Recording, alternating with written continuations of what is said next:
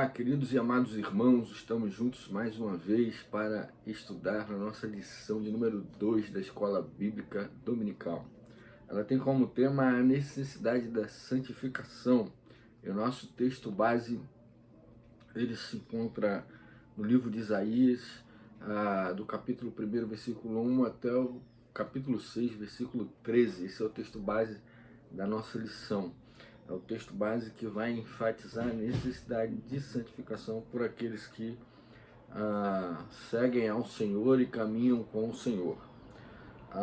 Qual é o objetivo da nossa lição? Alertar sobre o juízo de Deus sobre a vida daqueles que optam pela perversidade, ressaltando a necessidade de santificação em qualquer tempo ou época. Aqueles que querem andar com o Senhor, eles precisam estar em santificação em qualquer época, independente do tempo, independente da época. Ok? Esse é o objetivo da nossa lição, é fazer entender isso, fazer entender que o servo de Deus ele precisa buscar a santificação em qualquer tempo, em qualquer época da sua vida. O capítulo 1 e o capítulo 2, eles fazem uma apresentação, como nós vimos na lição anterior, eles fazem uma apresentação do profeta Isaías. Eles qualificam o profeta Isaías, eles identificam o profeta Isaías no período da história em que ele estava inserido, e identificam o papel do profeta Isaías dentro desse contexto. Os capítulos de 1 a 6, eles ampliam uma visão com relação ao povo judeu, revelando uma hipocrisia vivida por eles na prática de seus rituais religiosos sem uma devoção verdadeira. Ou seja, o povo praticava, o povo fazia sacrifícios, o povo frequentava e praticava as festas judaicas, o pessoal fazia tudo aquilo que a lei prescrevia, mas não fazia de coração, não fazia com a intenção de adoração, faziam apenas porque era uma prática comum, era um rito, era um ritual que era praticado por todas as gerações anteriores. E a gente vê que eles faziam isso, que eles simplesmente chegavam numa determinada data, numa determinada época, eles iam lá e ofereciam sacrifício pelos pecados, eles celebravam a Páscoa, eles celebravam as festas, a festa dos tabernáculos, eles celebravam ali todas as instituições legais e religiosas que foram deixadas por Moisés, mas a sua adoração não era verdadeira, o seu coração não estava ali dentro do Senhor. Então eles se portavam como se fossem pessoas santas, mas na verdade eram pessoas que não estavam preocupadas com o que Deus pensava a respeito de si, mas sim com o que eles pensavam de si próprio e o que eles queriam para si próprio, né? Satisfazer os seus desejos, satisfazer as suas coisas. No capítulo 6, ele vai trazer uma ideia real, com foco na santidade de Deus e o conhecimento da vida pecaminosa de Isaías. Ele vai apresentar o que? Um contraste. Vai apresentar um contraste entre a santidade de Deus, a natureza santa do Senhor, a natureza santa de Deus e a natureza pecaminosa do profeta Isaías. E a gente ainda encontra no texto um convite claro à conversão e um chamado genuíno ao arrependimento.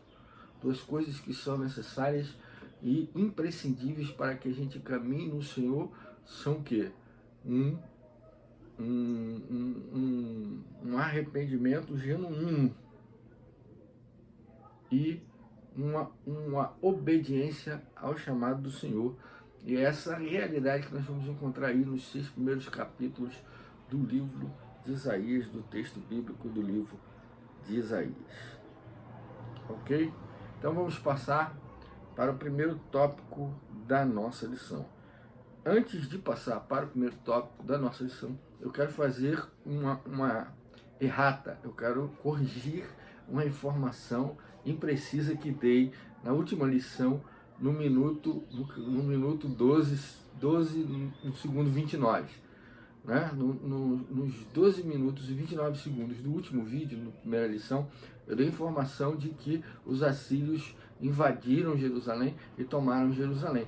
Jerusalém não foi invadida naquela época, tá? Ela não foi tomada ali naquela época em que eu estava falando. Ela foi tomada posteriormente, muito depois do Reino do Norte, do Reino de Israel, e pelos babilônicos, né? Foram os babilônicos que conseguiram ali derrubar e entrar em Jerusalém e levar o povo cativo. Então, corrigida feita essa observação, corrigida esta falta, eu prossigo, tá, com a nossa lição, e a gente tem o primeiro tópico da nossa lição, que é naquele dia. Isaías ali 2, verso 1 até o verso 22. Tá? O Senhor será exaltado, fala da exaltação do Senhor.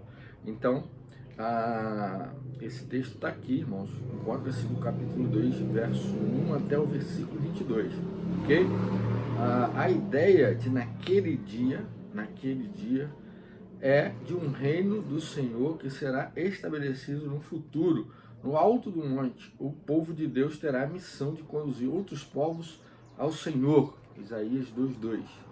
Tá? Então, sempre foi o objetivo de Deus que o seu povo, aqueles que entregam a sua vida a Ele, aqueles que se rendem a Ele, crendo na sua promessa de uma eternidade com Ele, sempre foi o objetivo dele que outras pessoas de outras nações, de outros povos fossem conduzidas. E o povo de Deus, ele tem sempre esse princípio, o princípio de levar outras pessoas, o quê? Levar outras pessoas a caminharem com Deus, a seguirem ao Senhor, a adorarem a Deus, a viverem debaixo da graça bendita do Senhor. Então o povo de Deus, ele tem sempre essa finalidade, né? Esse propósito de existência. Aqui no caso, Isaías estava falando que no futuro distante, Deus iria ser exaltado, os inimigos de Israel seriam humilhados e Israel se levantaria. E Deus levantaria um outro reino, com outro rei, um rei superior. Tá? E o povo de Deus escolhido teria a função de levar outras pessoas de outros povos, de outras nações, ao convívio de Deus. Né? Esse papel é o papel relevante da Igreja de Jesus nos tempos em que vivemos. Né? A promessa se cumpriu, Jesus veio, Jesus estabeleceu o seu reino, nós somos servos do seu reino, nós somos servos do reino de Jesus, somos militantes do reino de Jesus. Então, como povo de Deus, nós temos a tarefa de conduzir outros a essa convivência, a essa presença do Senhor, presença de Deus. O futuro do reino, ele possui 3 elementos. O futuro do reino de Deus, que é apresentado por Isaías, né? Aquele que vai ser, naquele dia em que Deus é exaltado, ele possui 3 elementos básicos. Quais são os elementos básicos do reino de Deus? O primeiro elemento básico é o povo de Deus. Né? O povo de Deus é o primeiro elemento do reino de Deus. A gente sabe que o reino de Deus é o domínio de Deus, é a alcance, é aqueles que o seguem, aqueles que estão prosseguindo com Deus e andando com Deus, e obedecendo a Deus e servindo a Deus. Então, o povo é o primeiro elemento do reino.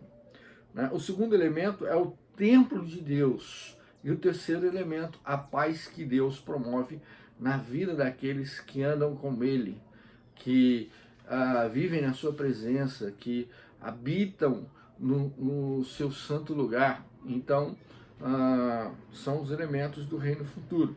Esse povo que é o povo desse reino, ele vai abranger gente de todas as nações, assim como hoje a Igreja de Jesus. A Igreja de Jesus, ela não é uma igreja judaica, embora primeiramente ela tenha começado ali entre os judeus, mas ela é uma igreja que hoje ela se estende por todo o mundo e possui pessoas de todas as nações que se converteram a Jesus Cristo ouvindo o seu chamado e responderam positivamente a mensagem do Evangelho. Tá? O lugar do templo é o centro da vontade de Deus, ou seja, é é a adoração verdadeira. Nós estamos falando de adoração, né? O templo, Paulo diz que nós somos templo do Espírito Santo de Deus, ou seja, e João lá, Jesus diz que Deus busca adoradores que o adoram em espírito e em verdade. Então, o lugar do templo, ou seja, do templo, o lugar da adoração é o que? É o coração do homem, é o centro da vontade do homem, é o coração do homem voltado para o centro da vontade de Deus, por fazer a vontade de Deus, por andar com o Senhor, por adorá-lo com o coração, verdadeiramente, de maneira legítima, de maneira genuína, de maneira profunda. Tá? E as instruções que nós obtemos através da sua palavra, naquele tempo através dos profetas, né? Através da palavra de Deus, né? Não só naquele tempo através dos profetas, mas também tinha a lei, né? A lei ali, a Torá, e tinha as orientações também que foram dadas por Moisés, tinha o registro da vida, então eles tinham que viver pela lei lá, pela Torá, pelo desenvolvimento do povo ali, e também ouvindo os profetas que traziam recados de Deus para a nação. Né? Aqui, aqueles que vivem no centro da vontade de Deus, que têm o seu coração no centro da vontade de Deus e obedecem a instrução, e aqui nós estamos falando de adoração verdadeira, esses viverão em paz. Por quê?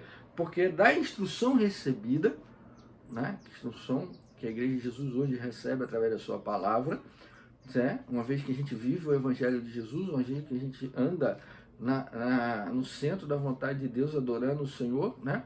O templo da reunião da igreja lá é nossas paredes, lá nosso prédio, nosso edifício, mas os adoradores somos nós, a adoração é nossa. Então o Espírito comunga conosco e não com as paredes do templo, tá? Aqui o templo, nesse sentido aqui, está falando do adorador, né? Do povo que se reúne para adorar. Então, o templo é a gente mesmo. Tá? E quando a gente obedece a Deus, quando o povo obedece a Deus, quando o povo vive de acordo com a vontade de Deus, faz com que a vontade de Deus ela seja o ponto central da sua existência, esse povo vive em paz. Por quê? Porque desta instrução decorre a paz. Então se completa o povo, o templo e a paz. Ok? Eles se completam aí. Isaías, ele não deixa dúvidas ao afirmar o quê? Ele não deixa dúvida ao afirmar que somente o Senhor será exaltado naquele dia, quando se completa, né? Jesus na cruz vira e diz, está consumado, né? Está consumado. Pai, em tuas mãos entregam o meu espírito. E aí a obra de Deus ela se consuma ali em Jesus, e aí nós aguardamos a sua volta. Para quê? Para que naquele dia, o dia do Senhor, tudo vai ter fim. E a igreja de Jesus, o povo de Deus, que o adora em espírito e em verdade, e vive debaixo da sua paz, vai encontrar com ele na glória e vai viver na eternidade com o Senhor, tá? Para sempre, no reino de paz. Tá? Orienta o povo a se afastar do povo que vive na perversidade, a fim de quê?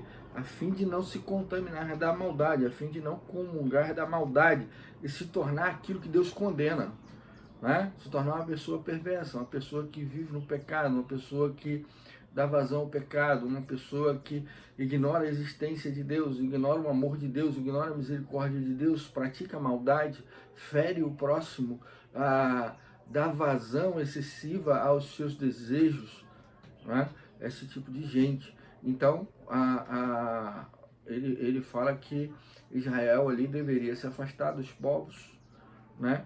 A fim de que, na verdade, queridos irmãos. A verdade é que ele está falando desse afastamento, do afastamento da prática, de convivência dentro da prática. Tá? Nós vimos aqui que o povo ele tem a função de conduzir essas pessoas a Deus, ok? Mas aqueles que decidem viver de maneira a viver perversamente, a viver no pecado, aqueles santos de Deus devem se afastar. A fim de quê? A fim de não comungar da maldade e se tornar como eles, condenados por Deus, ok? Isso tem que ser muito bem visto, muito bem observado. A gente não pode comungar da maldade, a gente não pode comungar da prática. Precisamos sim nos aproximar das pessoas com a finalidade de pregar o Evangelho, mas não podemos conviver com as suas práticas a fim de que a gente não se contamine delas e venha se tornar aquilo que Deus condena. Tá? Então entramos no segundo tópico da nossa lição, que fala sobre o quê? Fala sobre os julgamentos e as exortações. Tá? Isaías 3:1 a 5:30, ele trata de quê? Ele trata de julgamentos e exortações. Isaías ele pronunciou julgamentos sobre os líderes da nação, que se beneficiavam das práticas desonestas. Disse que eles seriam cortados, eles não escapariam do juízo de Deus. Deus estava vendo a sua maldade, Deus estava vendo a maneira como eles oprimiam o povo, como eles roubavam o povo, como eles enriqueciam através do engano e da opressão do povo, e que isso não duraria para sempre. Isaías 3, de 1 a 15, Deus estava vendo, Deus iria puni-los, eles iriam pagar por aquilo que eles estavam fazendo, e eles sofreriam essas opressões que eles estavam impondo sobre o povo. Isaías emite também juízo contra as mulheres que não se preocupam com a sua retidão, dizendo que Deus lhes retirará a dignidade, pois só se preocupam com a vaidade e seus ardores de maneira arrogante. Né? O texto ele é tido como um prenúncio do discurso de Paulo lá em primeira carta a Timóteo, capítulo 2, verso 9 e 10. Né? As mulheres elas não estavam preocupadas com a sua conduta, elas não estavam preocupadas com a sua dignidade, com a sua integridade, com a sua honestidade. Elas faziam o que era preciso para que elas tivessem ouro, para que elas se vestissem com beleza, para que elas se vestissem com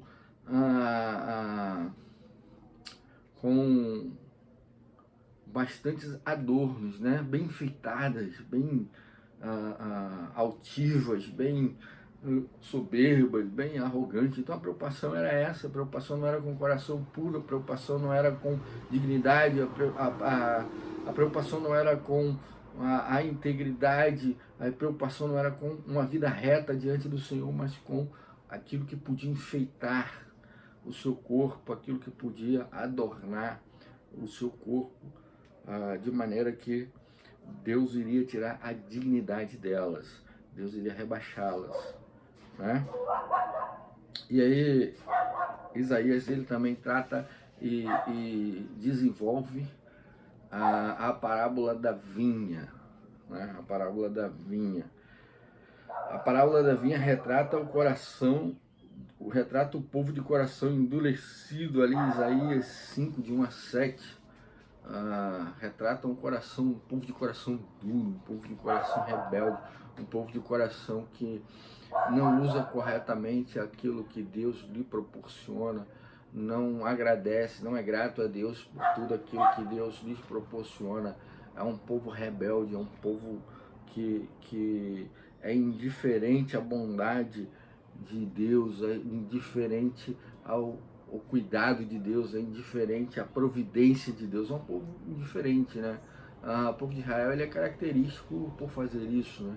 Eles reclamavam de ter saído do Egito, eles reclamavam de não ter água, apesar de Deus dar água para eles. Eles reclamavam do maná que caía do céu, apesar do maná cair do céu, eles não faziam nenhum esforço para poderem se alimentar, eles reclamavam também.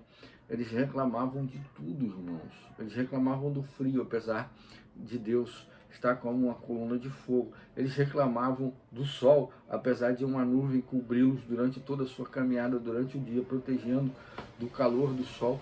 Eles eram um povo rebelde, de coração duro, que não entendiam e não agradeciam a bondade e a misericórdia de Deus. Então a parábola da vinha, ela vem tratar desses assuntos.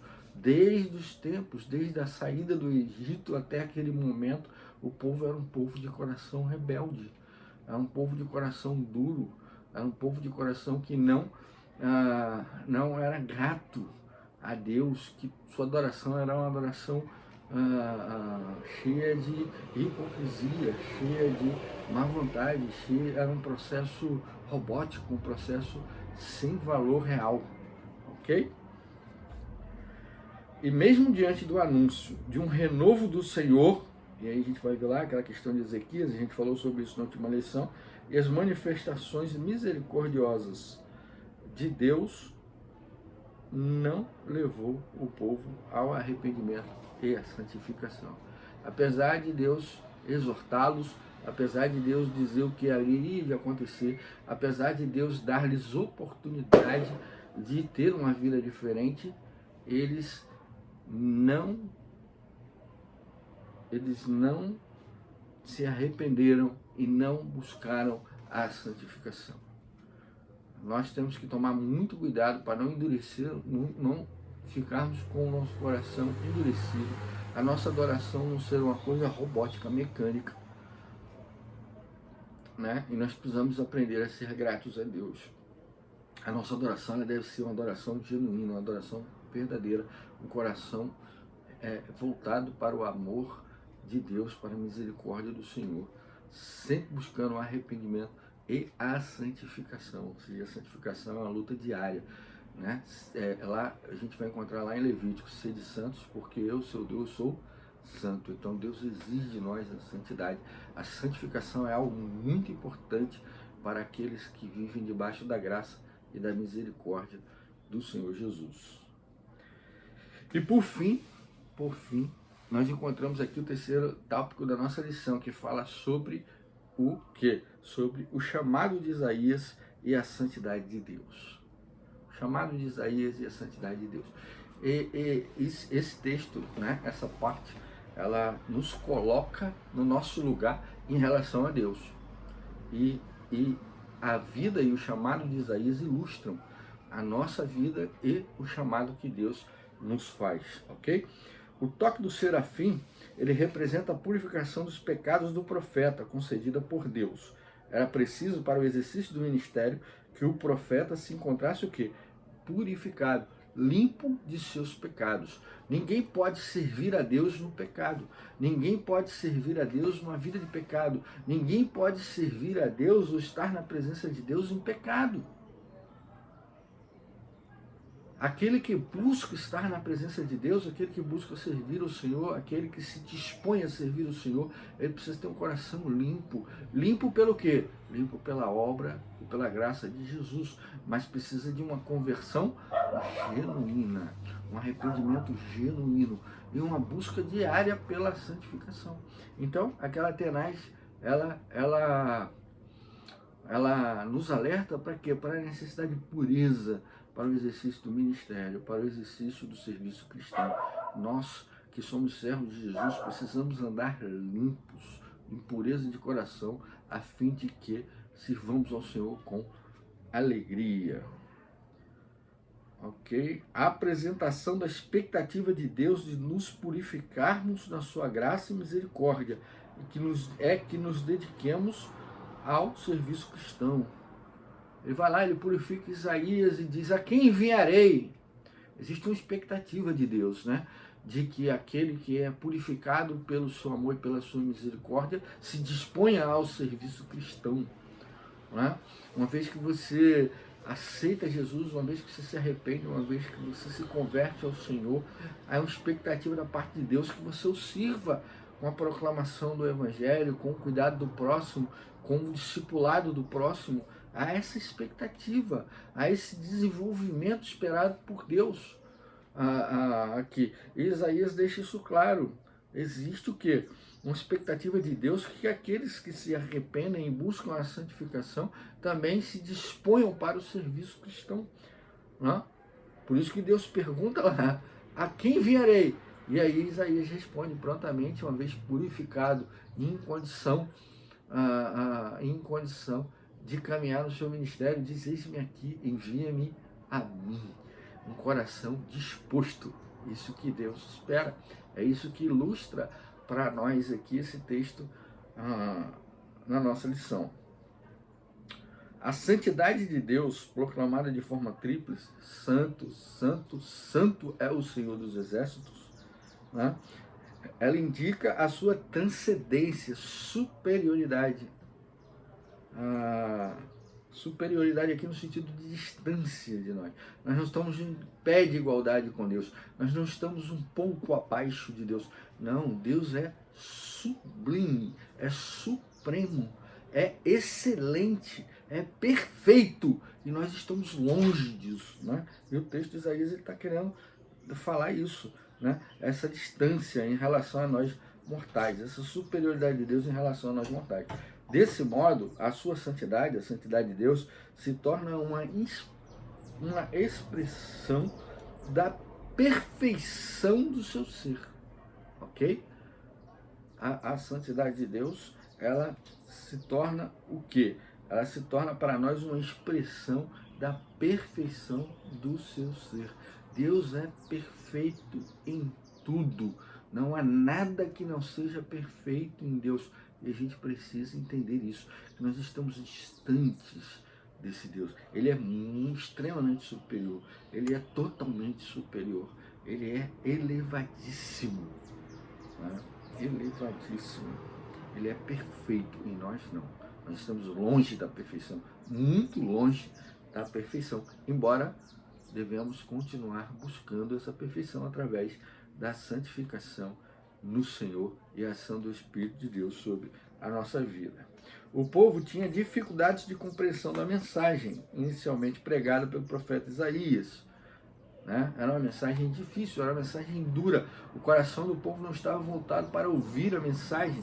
Isaías lá, a gente lê lá no versículo 11, no capítulo 11, não me lembro, que ele sente dores pelo desprezo que o povo tinha pela palavra de Deus. Ele sofria com o seu ministério de pregar a palavra, de pregar o juízo de Deus sobre aquele pessoal, de exortar aquele pessoal, e ver o pessoal ignorando a palavra de Deus. Ele havia causado sofrimento. Porém, a semente do carvalho, ou seja, os remanescentes, alguns daqueles que lá estavam, eles iriam ouvir essa palavra, eles ouviriam essa palavra e receberiam as bênçãos de Deus e o livramento de Deus por causa dessa palavra, ok?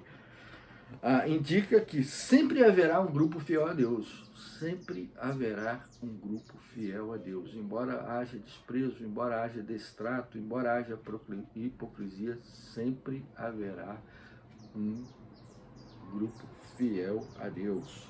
Os primeiros discípulos de Jesus eram cristãos, os primeiros discípulos de Jesus e os primeiros cristãos convertidos eram judeus, tá? Vinham daquela linhagem de Judá, aquela linhagem para a qual Isaías estava propagando sua palavra, propagando o seu ministério, realizando o seu ministério. Então, a gente vê aí, certo? Concluindo, os capítulos de 2 a 6 condenam o amor próprio exagerado, o amor focado em si mesmo, desprezando a vontade de Deus, o amor de Deus e a misericórdia de Deus, né? Eles condenam o amor, condenam a arrogância do homem, condenam a indiferença para com o dia do Senhor. Recentemente preguei sobre isso, a falta de expectativa da volta de Jesus. É preciso pensar nisso sim, né? A ideia de que tudo vai ficar por isso mesmo tem induzido pessoas a um distanciamento de Deus, um esfriamento contundente da presença de Deus. As pessoas estão esfriando, Jesus está demorando a voltar, a gente tem que se preocupar com isso aqui mesmo, com esse tempo aqui mesmo, com o irmão aqui mesmo, porque lá no céu é outra história, não sabe quando vai vir, não sabe se vai vir. Não, irmãos, não. esse pensamento, essa falta de expectativa da volta de Jesus faz com que a gente perca o foco de servi-lo com excelência, de andar nos seus caminhos sem desviar em nenhum momento da sua caminhada. É preciso focar, é preciso, para ser povo de Deus, é preciso estar no centro da vontade de Deus em qualquer tempo ou em qualquer época, sempre mirando para Cristo, sempre. Não se deve declarar uma coisa e ser outra, ou transformar a realidade em imitação. Sem santidade ninguém verá o Senhor. Citação aqui do autor de Hebreus 12, 14. Temos o desafio de viver uma vida limpa e consciente, olhando para a eternidade, de forma inestimável, de forma preciosíssima, de forma indiscutível, de forma inegociável. Essa é a mensagem, ok? Não se pode desprezar a volta de Jesus. Devemos permanecer firmes, olhando para Cristo, autor e consumador da nossa fé, pois Ele é fiel. Ele é fiel. Ok? Muito obrigado pela sua atenção. Deus abençoe a sua vida, a sua família. Estaremos juntos na próxima lição com a graça do Senhor.